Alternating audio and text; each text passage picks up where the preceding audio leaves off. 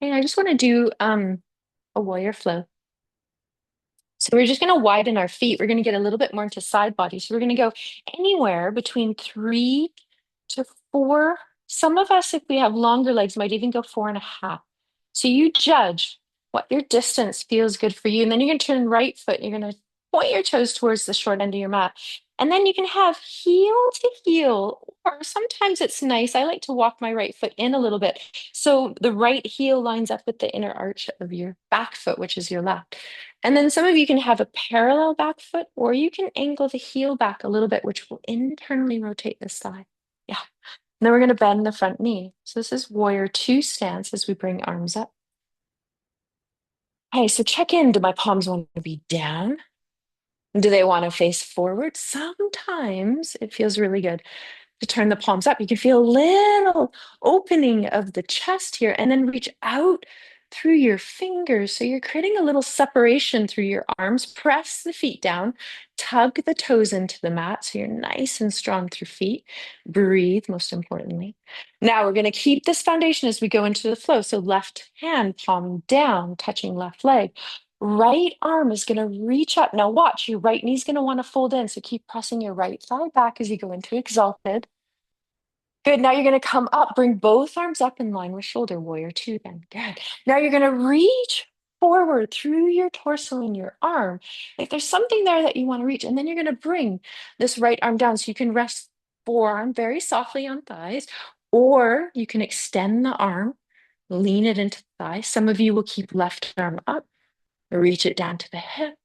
Good. Now let's go all the way back up. So keep right knee bent, come up. Right arm all the way up. Keep rooting down, left hand down to the thigh. Good. Now we're just going to pass through warrior two. Reach forward, come down into extended side angle. Breathe here. Good. Let's do one last time. Inhale, exalted. Into warrior two. Pass through it. Reach. Right arm down, left arm up, or on your lower back. Good. Now you're just going to come all the way up. Good. Release arms, heel toe, feet together. We're going to shake them out. Maybe do a few ankle circles. Ah. Okay, and then let's do the other side. So it's widen feet. 3.5, 4. Good. Left foot turns out. Check in. Does the left heel foot want to walk in a little bit to line up with the inner arch? Does your right foot want to angle back a little bit to have a little internal rotation of that back leg? Left knee bends. Arms come up. Reach out through your arms, through your fingers, opposite ends of the room. Good. Okay, going into exalted first. So left hand palm up, right hand palm down, touching right thigh. So the left arm reaches up and back. Keep that left thigh leaning back a little bit. Good. Now you're going to come down into warrior two, arms for a moment. Reach forward as you inhale, then exhale. So you can have the forearm on the thigh. You can extend the arm down. Right arm can be on the hip or up. Good. Tug on your toes, press into your heels. Inhale, come up. Exalted. Good. Come back through warrior two, arms into extended side angle. You can reach through the arm as you come forward. Some of you might even want to bring that right arm a little bit farther. Maybe it stays in line with the shoulder, but maybe it reaches up and over. One last time, only if you want. Exalted, left arm up and back, right hand to the thigh. You got it. Back through warrior two, reaching out through left side into extended side angle. Okay, coming up, heel toe feet, shake it out. Good. Okay, we're going to end just with releasing the ankles. So you can have a block or ball in between the thighs. My preference is the ball. You don't have to use anything. You might also want to use a wall because it is a little bit of a balancing. So it can be inner thigh, you can be closer to the knee, you can be closer to the pelvic floor. So this is when you're just going to choose where you want the ball. Okay, feet hip width apart. Maybe you need a little bit wider depending on your pelvis today. Okay, so we're going to start in chair. So you're going to inhale, exhale, squeeze the ball, let your pelvis sink back. Let the knees project over second, third toe. Good. See if your arms want to come forward. Then you're going to press down into your feet. Let your body lengthen up. This is when your left hand or right hand might use the wall. Then you're going to squeeze the ball. Let the thighs internally rotate. Press the toes into the floor, especially big toe, and let the heels lift off the floor. Pull your string out the top of your head as you come up. Good. You're going to come back, sit down into chair. Pelvis sinks back. Some of you might bring arms forward. Look at what your knees are doing. Going to come into the standing flow, squeezing the inner thighs, leaning into the toes. Some of you are going to use the wall with your hands. Press into big toes, especially. Come back down. Good. You're going to do this one last flow.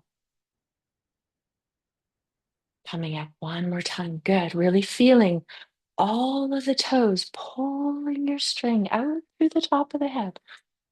Feel the thighs internally rotate. That's rolling towards one another. There they are. And then you come down one last time in chair. And then stand up. Good. Remove the ball. Shake it out. Good. Okay, we're going to flow all the way down to the floor and just do some release of ball rolling with the pelvis. So this is when we're going to bring the ball in, specifically the squash ball for us in the studio. So you might check in. Do I need a sip of water before I go down?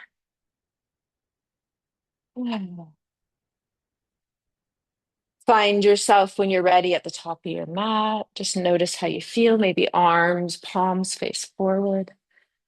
Eyes can soften and stay open or close. Notice maybe there was a little awakening. How do my toes feel? How do my inner heel, my outer heel? How am I rooting through those 2 points? What happens when I tug my toes into the mat? As if I'm going to pick up the mat a little bit. Can you feel your inner arches lift and the ankle come to life? And then the muscles up the leg engage as we press down through feet. Inhale, reach arms up. Exhale, fold forward at your timing into your forward fold. Good. Notice your toes, your heels.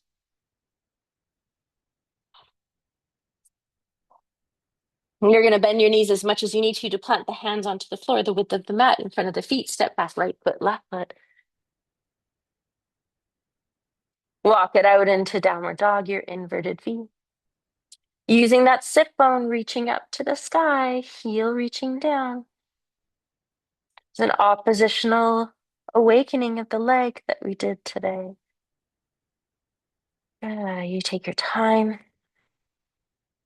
Sink down into child's pose when it's yours to come into. You might widen the knees, you might keep the knees together, you might keep the hips high or sink them back. Forehead might come on the floor, you might stack your hands to support. If the body calls for walking the arms over to one side to do a little lateral release, do so. As you reach through the fingers in the lateral release forward, you're going to let the pelvis reach back. I'm always teaching in classes this awareness of opposition so that we're working the body as a whole rather than overloading one part. So just take your time. You can stay there for as many breaths as you want. You travel through center, let the inhale support you. Exhale, go to other side. Remember, you're reaching forward through arms, fingers, and back through pelvis. Feel your breath. If child's pose is not supporting you right now and it's feeling like you want to come out, you're just going to roll to the side and roll down and lie on your back because that